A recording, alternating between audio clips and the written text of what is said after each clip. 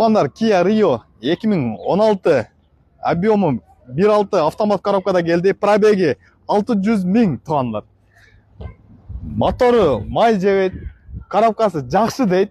Biroq tug'anlar, по кузову полный qilish kerak ekan.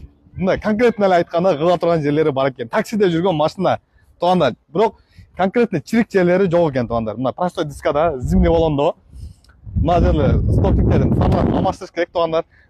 Мына жасатыш керек. Өзүңүздөр көргөндөй эле мына кыла турган жерлери бар экен туугандар. Эми таксиде өзүңүздөр билесиздер. Кайра эле эми таксидеги машинаны таксиге алып арендага берип иштесеңиздер болот. Курулу сөзсүз алмашат.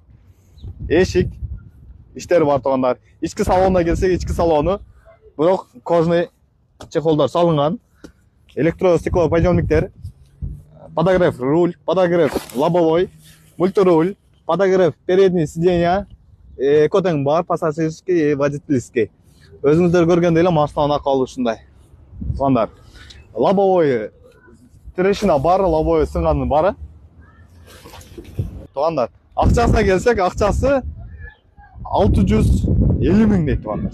Эгер ушу автосалонго келип биздин Азия НСК автосалонунан байланышып, кабарлашып, ушул жерге келип саудалашсаңыздар 630 mingге болушу дейт туугандар.